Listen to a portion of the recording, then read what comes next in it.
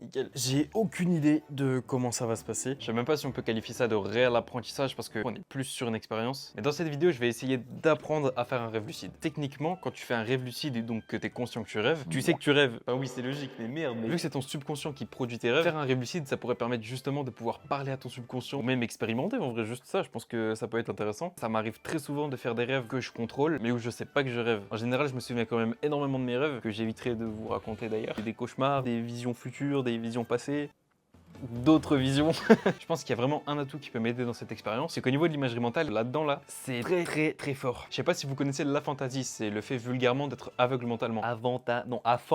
Parle la France, Tara. Sauf que Bibi, eh ben, il a complètement l'inverse de la fantaisie. Et ça s'appelle l'hyper-fantaisie. Voilà, c'est tout simplement une imagerie mentale excessive et hyper réaliste. Et je vais avoir recours à plusieurs techniques. Donc il y a les tests de réalité, tout simplement me demander très souvent si je rêve. Et peut-être que par chance, dans les rêves que je vais faire, je vais aussi me demander si je rêve. Et là, bah forcément, j'aurai ma réponse. Un truc qui peut m'aider aussi, c'est de noter mes rêves pour éviter de les oublier, parce que tu imagines bien que si je fais une vidéo, faire des rêves lucides, mais que j'oublie ces rêves lucides, bah tu vas m'insulter, forcément. Quand tu dors, tu as plusieurs phases de sommeil. Et la phase qui va nous intéresser, c'est la phase paradoxale. Donc imaginons qu'on représente une nuit par des cycles, il va y avoir des sortes de petites périodes comme ça. En haut de ces périodes, tu as ce qu'on appelle la phase paradoxale. Et très vulgairement, c'est dans cette phase-là que tu rêves le plus et que les rêves te paraissent les plus réalistes. Fin du petit cours de dormologie. Donc moi, je vous dis à demain matin. Transition géniale de la mort qui tue. Merde, la caméra. J'ai pas bien dormi. Je pense que je vais pouvoir être clair dès le début. Il s'est passé des trucs cette nuit. Alors, j'ai pas fait de rêve lucide, hein, évidemment, je vais pas boucler l'expérience en une nuit. Par contre, il s'est passé pas mal de choses intéressantes. La première, c'est que déjà, j'ai pas oublié de mettre les techniques en place. Et je pense que de regarder énormément de contenu sur les rêves lucides, ça m'a permis de directement me mettre dans le bain et de pas juste m'endormir comme un con et plomber la première nuit, tu vois. Il y a l'une des techniques dont je vous ai parlé hier qui consiste à noter ses rêves. Sauf que moi, j'ai voulu aller un petit peu plus loin dans le délire. J'ai littéralement dormi comme ça. Et dès que j'avais un micro-réveil ou que je venais de sortir d'un rêve, je suis pas Molière non plus, donc j'ai pas écrit des fables. Il s'appelle Noupi. Dis bonjour Noupi. Il comprend rien, les cons. Sauf qu'en fait, ce que j'avais pas prévu, c'est que forcément, quand t'écris les yeux fermés, c'est qu'il y a des mots illisibles. Si t'es un mec, je pense que tu le sais déjà, et si t'es une meuf et que tu le sais pas, bah je vais te l'apprendre. Les rêves des hommes, c'est tellement mais improbable, imprévisible, illogique. J'ai fait un rêve, c'était juste ça le rêve, juste ça, je me suis réveillé après. Enoch Cortez faisait la vaisselle. Je veux pas passer le balai, moi. Je suis pas une femme. Je vous jure que c'est vrai. Aucun rêve lucide, mais on n'est pas à 0% de la progression, tu vois. Bon, qu'on soit clair direct, cette nuit-là, c'était pas un gros succès. Aucune occurrence à un rêve lucide. Je pense vraiment que la nuit, je l'ai bien foiré. J'ai surtout voulu récupérer de la nuit d'avant parce que ce que je pensais, ça s'est avéré être vrai. Hier soir, j'ai regardé le podcast d'Oussama Hamar où il avait invité un spécialiste du rêve lucide. Et dans ce podcast-là, il y a une petite minute où ils disent que quand tu te concentres à faire des rêves lucides, forcément, ça interrompt ton sommeil, donc il est de moins bonne qualité. Et je pense que c'est vraiment ce que j'ai ressenti sur la première nuit. Donc là, certes, j'ai récupéré un petit peu, mais au niveau des rêves lucides, on est sur du zéro pointé là. Autre petit constat de la journée, à part le fait que je mette de la compote dans mes flocons d'avoine, c'est que lorsque je fais un micro-réveil, j'ai entendu comme quoi qu'il fallait pas bouger pour essayer de pas trop se réveiller non plus et d'être vraiment concentré sur le rêve. Sauf qu'en fait, c'est plus dur ce qu'on pense. Parce que ça fait 2 nuits que j'ai quand même quelques micro-réveils. Et d'habitude, quand t'en fais, c'est pour retourner ton coussin, c'est pour changer de position. Et là, de me forcer à ne pas le faire, en fait, c'est hyper dérangeant. Il y a une sorte de démangeaison dans tout le corps. Au niveau des tests de réalité, j'ai changé mon fond d'écran, donc j'ai mis ça. On est littéralement une demi-heure après ce que je viens de tourner. Je pense que toi aussi, sous la douche, il t'arrive de beaucoup penser. Et moi, des fois, ce qui m'arrive, c'est que je me rappelle des rêves que j'ai fait la nuit, mais soit dans la douche ou au cours de la journée, à cause d'un élément qui arrive. Bon, là, j'étais dans la douche et il y a là les gouttes d'eau qui sont tombées sur ma tête. Enfin, jusque là, c'est logique. Dans ce rêve-là, j'étais dans la maison de mes grands-parents de l'époque, mais je suis vraiment dégoûté de pas avoir pu faire des tests de réalité. Parce que j'aurais pu capter que c'était un rêve et justement plus en profiter. Et ce que j'ai remarqué, c'est qu'en notant mes rêves, c'est la deuxième occurrence à mon enfance, au passé et la nostalgie qui se produit la nuit. Donc à mon avis, je pense vraiment qu'il y a un truc à creuser là-dedans. Mais maintenant, je pense que dès qu'il va y avoir une occurrence au passé ou quoi dans mon rêve, il y a moyen que les tests de réalité deviennent plus logiques. J'ai énormément d'attachement au passé, à la nostalgie, tout ça. Et peut-être qu'en creusant là-dedans, je vais comprendre pourquoi, qui sait. Mais bref, je te prends pas plus de temps. Et là, normalement, on se retrouve à la nuit d'après.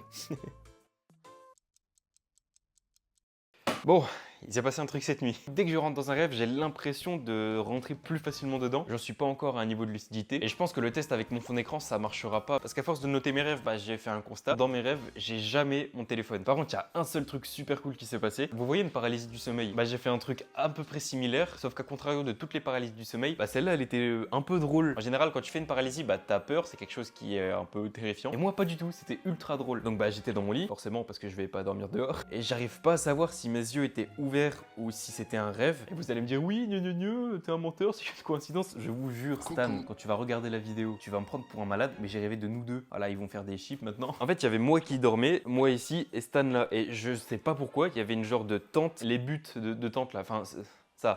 La pièce est toute petite, hein, donc il y avait ça dans un coin de la pièce. Et je sais pas pourquoi, mais en ballon de foot, il y avait un bouchon de liège. Et Stan, t'as essayé de tirer dans le bouchon de liège et t'es à bout portant et t'as quand même réussi à le louper. Il y a des nuits où il y a rien du tout qui se passe et il y en a d'autres comme ça où c'est le bordel, où je fais plein de rêves. Et le dernier truc super cool, c'est qu'il y a un des rêves, malheureusement, je m'en souviens plus. J'ai enfin atteint le stade de est-ce que je rêve? Oui, c'est possible. Du coup, c'est excitant. Du coup, ça me réveille. On est encore loin du rêve lucide, mais franchement, je pense qu'on peut s'en rapprocher. Ah, au fait, abonne-toi parce que là, pour mon beau sourire, là, tu veux pas t'abonner? Non, non, ah, je comprends.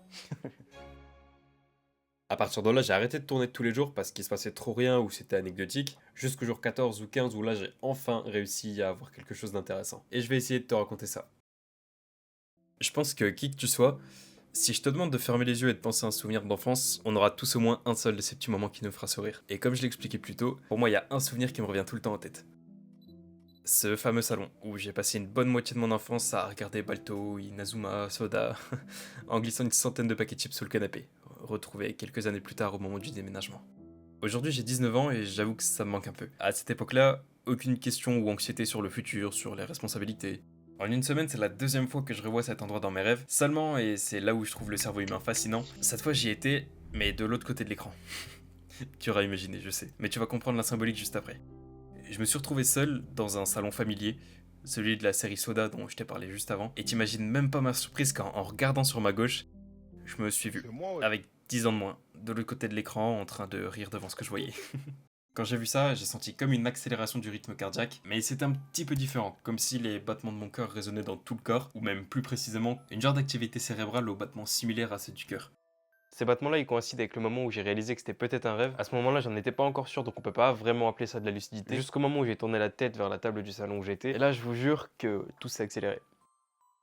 J'ai vu un homme en train de travailler sur un ordi, sauf que j'ai eu un feeling hyper bizarre. Je me souviens avoir essayé de l'appeler une fois, 2 fois, aucune réponse, comme s'il m'entendait pas.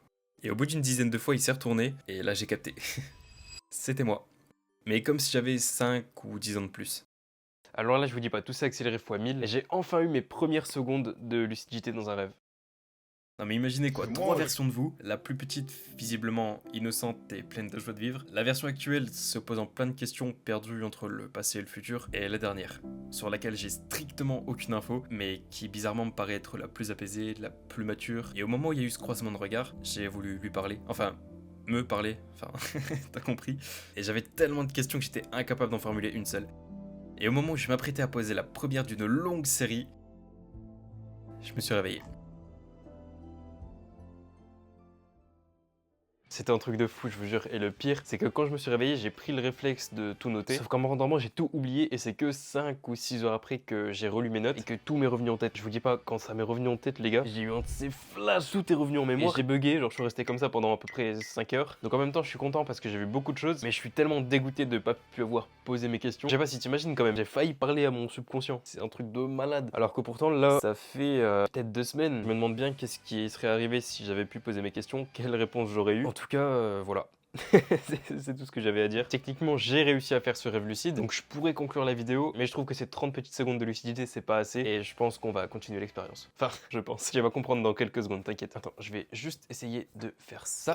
Hop là, nickel. Ouais, j'ai froid, sa mère. Comment vous expliquer tout ça? Comme je l'ai dit il y a quelques secondes, on est 2 semaines après le rêve que vous venez d'entendre, donc forcément, les choses ont évolué depuis. Déjà, la première chose à noter, c'est que je suis malade à crever, sa mère, c'est horrible. Qui tombe malade en septembre, sérieux? D'ailleurs, croyez pas qu'il y a 5 minutes, j'étais en forme, hein, parce qu'il s'est passé ça juste avant. Oh, je suis malade à crever, c'est horrible. Wow. Au secours. Petit coup de tube magique. Wouh. Ok. Ouais. Au niveau des rêves lucides, qu'est-ce que ça donne maintenant? Depuis celui-là, il n'y a presque rien eu, sauf hier soir, où j'ai refait enfin un deuxième rêve lucide. Et cette fois-ci, j'étais beaucoup plus lucide, mais je contrôlais moins. À l'inverse du tout début de l'expérience où je contrôlais, mais j'étais pas lucide, là, cette fois, j'ai été lucide, mais je viens de me répéter. Arrête de te répéter, ta race. Et bien que j'étais ultra lucide, il était beaucoup moins intéressant que celui-là. Donc pour la faire courte, j'étais dans mon école primaire. Il y avait un cours et personne bougeait. Du coup, je me suis baladé dans l'école, j'ai fait plein de trucs débiles et je me suis réveillé après. Cette nuit, j'ai eu un bon gros micro-réveil. Je vais vous passer les détails, mais je suis malade, donc t'as compris. Et cette fois, pour le coup, j'ai vraiment eu la grosse sensation de putain, je suis dans un rêve, je suis lucide, il faut que je me calme, et là tout était contrôlé. Mais je pense qu'on peut conclure l'expérience. Donc j'espère qu'elle t'a plu, sachant que j'ai été plus dans le personnel que d'habitude. Vous avez peut-être moins rigolé aussi, mais j'avais envie de la faire et je trouvais ça quand même cool de faire cette expérience. Si vous voulez m'aider, cliquez sur le petit bouton abonné juste ici. Au moment où je tourne cette vidéo, j'ai pris 100 abonnés en quelques jours. Oui, je suis content, laissez-moi. Donc voilà, j'espère que la vidéo elle vous a plu, et moi je vous dis, si tout se passe bien, à dans 2 semaines. Bisous. Putain de merde. 52 fièvre. Ah ouais, quand même. Il est bon, dégradé ou pas là?